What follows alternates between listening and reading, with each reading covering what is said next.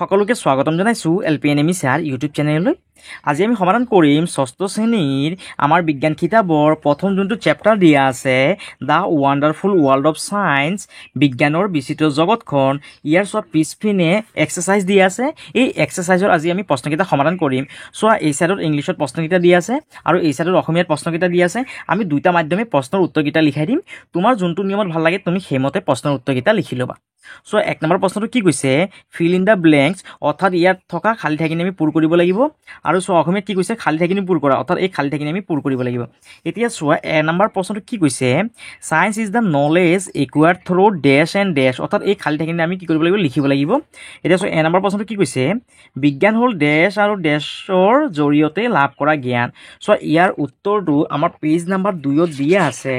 চ' আমি কি কৰিম, আমাৰ যোনটো কি আছে চেপ্টাৰ আছে, এই চেপ্টাৰৰ পৰা আমি কি কৰিম, ইয়াৰ উত্তৰখিনি বিচাৰি উলিয়াই ল'ম। 2 নম্বৰ পেজত চোৱা ইয়াত দিয়া আছে ডাঙৰকৈ, চোৱা বিজ্ঞান হ'ল পৰ্যবেক্ষণ আৰু পৰীক্ষাৰ জৰিয়তে লাভ কৰা জ্ঞান। তেতিয়াহ'লে আমি ইয়াত কি লিখিম, চোৱা বিজ্ঞান হ'ল, চোৱা ইয়াত বিজ্ঞান হ'ল কি লিখা আছে, বিজ্ঞান হ'ল পৰ্যবেক্ষণ, হয়নে? তাৰমানে এই প্ৰথম যোনটো ঘৰ দেখিছা, এই ঘৰটোত কি লিখিবা, পৰ্যবেক্ষণ বুলি লিখিবা, পৰ্যবেক্ষণ বুলি লিখি ল'বা। তাৰপিছত চোৱা কি কৈছে, পৰ্যবেক্ষণ আৰু ইয়াত কি লিখা আছে, চোৱা পৰ্যবেক্ষণ আৰু কি লিখিবা, পৰীক্ষাৰ জৰিয়তে লাভ কৰা জ্ঞান, হয়নে? ইয়াত চোৱা বাকীখিনি লিখা আছে, ইয়াত লিখিবা পৰীক্ষা বুলি, ইয়াত পৰীক্ষা বুলি লিখিবা, পৰীক্ষাৰ জৰিয়তে লাভ কৰা জ্ঞান। এইটো হ'ল আমাৰ নম্বৰটোৰ আনচাৰ। আৰু ইংলিছত কেনেকৈ লিখিবা, চোৱা ইয়াত চোৱা দিয়া আছে, science is the knowledge perceived through observation and experiment. চ' ইয়াত কি লিখিবা, science is the knowledge acquired through, ইয়াত লিখিবা অবজাৰ্ভেশ্যন, OBSERVATION, অবজাৰ্ভেশ্যন। আৰু ইয়াত লিখিবা ইয়াত লিখিবা এক্সপেৰিমেণ্ট, যিহেতু ইয়াত জেগা নহ'ব সেইকাৰণে মই ইয়াত লিখি দিছোঁ EXXPERI MENT, এক্সপেৰিমেণ্ট। এইটো হ'ল আমাৰ নম্বৰটোৰ আনচাৰ। তাৰপিছত বি নম্বৰটো কি হৈছে, চোৱা observation dash and experiment are the stages of scientific method. আৰু অসমীয়াত কি কৈছে, চোৱা পৰ্যবেক্ষণ ডেছ আৰু পৰীক্ষা এই পৰ্যায়কেইটাৰ সমষ্টিয়েই হ'ব বিজ্ঞানসন্মত পদ্ধতি। চোৱা আমাৰ কিতাপত ক'ত লিখা আছে ইয়াৰ এনচাৰটো, চোৱা পেজ নম্বৰ 6টো চোৱাচোন, পেজ নম্বৰ 6ত, পেজ নম্বৰটো বিচাৰি উলিয়াই লোৱা, পেজ নম্বৰ 8ত আছে নেকি, চোৱা পেজ নম্বৰ 8ত আছে। পেজ নম্বৰ 8ত চোৱা এইখিনি দিয়া আছে, পৰ্যবেক্ষণ, আনুমানিক সিদ্ধান্ত আৰু পৰীক্ষা এই পৰ্যায়কেইটাৰ সমষ্টিয়ে হ'ল বিজ্ঞানসন্মত পদ্ধতি। চোৱা ইয়াত কি লিখা আছে, পৰ্যবেক্ষণটো যিহেতু লিখা আছে তাৰমানে আমি কি লিখিব লাগিব, আনুমানিক সিদ্ধান্তটো লিখিব লাগিব, হয়নে? যিহেতু চোৱা ইয়াত লিখিলে মোৰ জেগা নহ'ব সেইকাৰণে মই ইয়াত লিখি দিছোঁ তলত, ইয়াত লিখিবা যে আনুমানিক, এই ঘৰটোত লিখিবা আনুমানিক সিদ্ধান্ত, আনুমানিক সিদ্ধান্ত আৰু পৰীক্ষা এই পৰ্যায়কেইটাৰ সমষ্টি হ'ব বিজ্ঞানসন্মত পদ্ধতি। আৰু ইংলিছত কি লিখিবা, চোৱা ইংলিছত কি লিখা আছে, অবজাৰ্ভেশ্যন, হয়নে?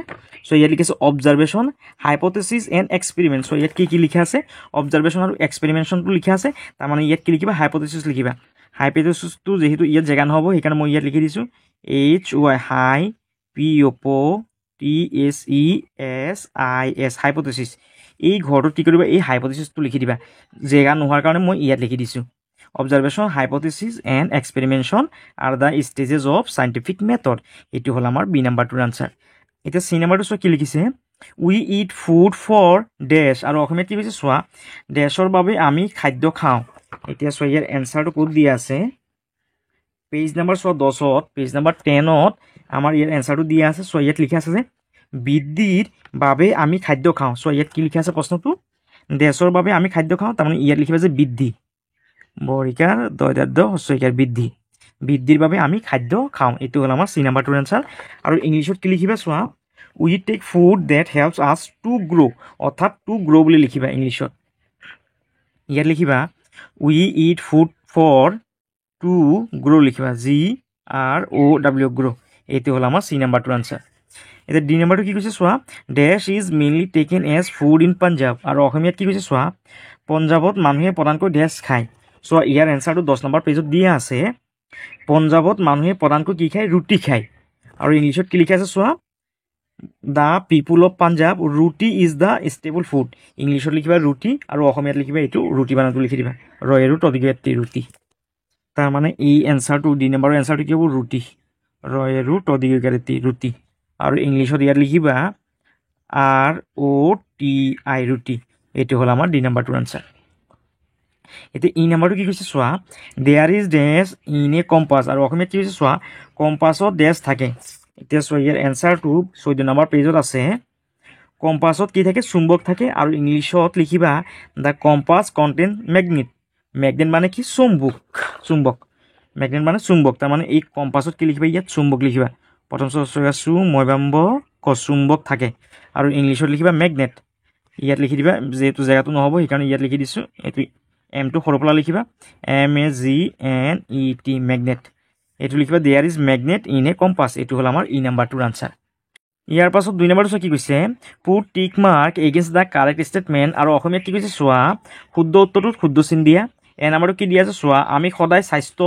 ভালে ৰখা খাদ্যই খাব লাগে যোনখিনি খাদ্য খালে আমি ভাল হৈ থাকিম অৰ্থাৎ স্বাস্থ্যটো আমাৰ ভাল হৈ থাকিব তেনেকুৱা খাদ্যই আমি খাব লাগিব তাৰমানে এইটো কি হ'বগৈ ৰাইট হ'বগৈ অৰ্থাৎ ইয়াত কি কৰিবা চোৱা we should always eat healthy food এইটো কি কৰিবা 1 নম্বৰ ঘৰটো শুদ্ধ চিন দিবা তাৰপিছত বি নম্বৰটো কি কৈছে চোৱা we can live without water আৰু অসমীয়াত কি কৈছে চোৱা পানীৰ অবিহনে আমি জীয়াই থাকিব পাৰোঁ ইয়াত কৈছে পানী নোহোৱাকৈ আমি জীয়াই থাকিব পাৰি আচলতে কথাটো কি হ'ব মিছা হ'ব কাৰণ পানীৰ অবিহনে আমি কেতিয়াও জীয়াই থাকিব নোৱাৰোঁ তাৰমানে এইটো কি কৰিবা ইয়াত কাটি দিবা আৰু ইংলিছতে কি কৰিবা এই 2 নম্বৰ ঘৰটো কাটি দিবা তাৰপিছত চি নম্বৰটো কি কৈছে চোৱা water falls from the sky as rain আৰু অসমীয়াত কি কৈছে চোৱা বৰষুণ হিচাপে পানী আকাশৰ পৰা মাটিত পৰে বৰষুণ হিচাপে পানীখিনি কি হ'বগৈ আকাশৰ পৰা পৰে হয়নে তাৰমানে এইটো কি হ'ব শুদ্ধ হ'ব ৰাইট তাৰমানে এইটো কি কৰিবা ৰাইট চিন দিবা চি নম্বৰটো ডি নম্বৰটো চোৱা কি কৈছে এই suspended magnet always aligns east to west আৰু অসমীয়াত কি কৈছে চোৱা ওলোমাই ৰখা চুম্বক এডাল সদায় পূবা পশ্চিমা হৈ থাকে ওলোমাই ৰখা চুম্বক এডাল সদায় কি হ'বগৈ উত্তৰ আৰু দক্ষিণ দিশত থাকিব যেহেতু ইয়াত পূব পশ্চিমা হৈ থাকে বুলি কৈছে সেইকাৰণে এইটো কি হ'বগৈ ইয়াত ভুল হ'বগৈ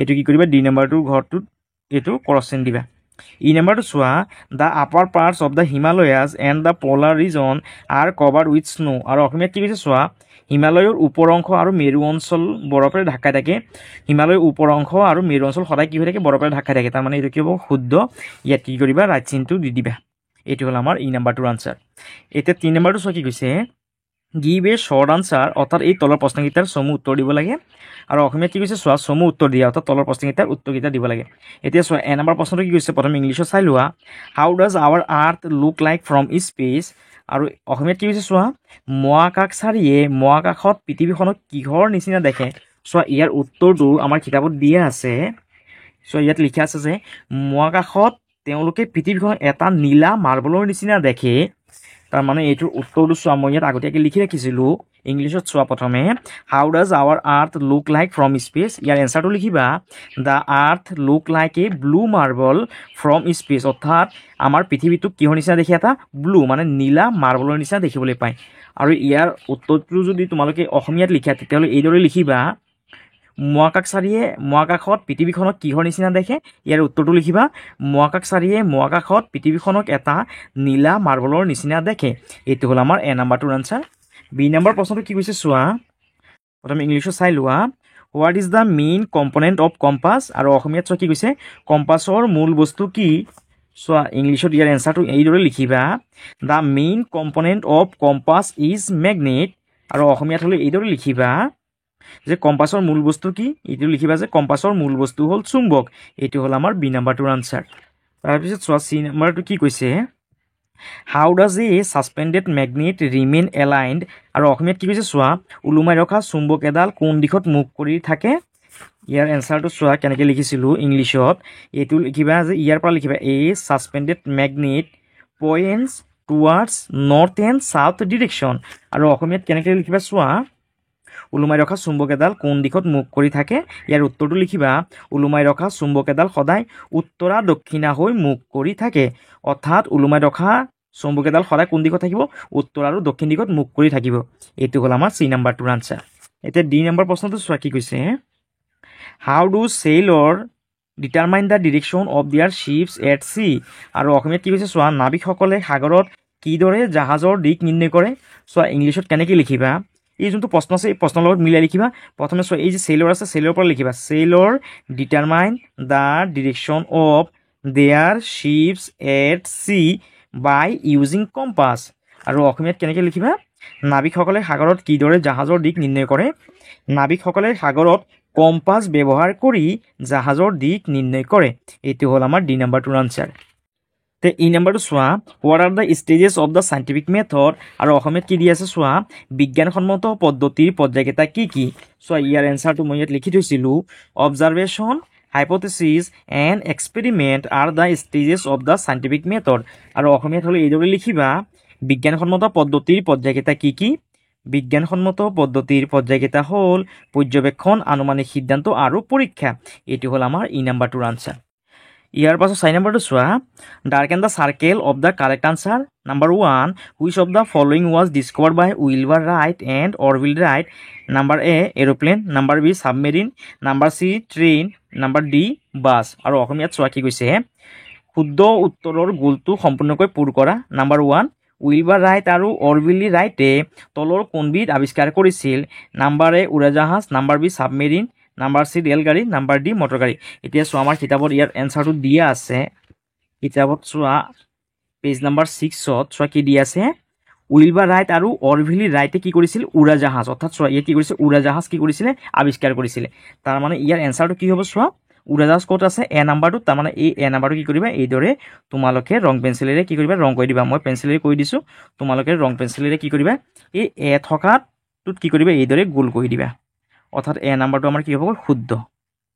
ইয়াৰ পিছত বি নাম্বাৰটো চোৱা কি কৈছে, অৰ্থাৎ বি নহয় চৰি 2 নাম্বাৰটো, in which of the following work compass is used? অৰ্থাৎ কম্পাছ কি কাৰণে, অৰ্থাৎ কোনটো কামত ব্যৱহাৰ কৰে? তলৰ কোনটো কামত কম্পাছ ব্যৱহাৰ কৰে?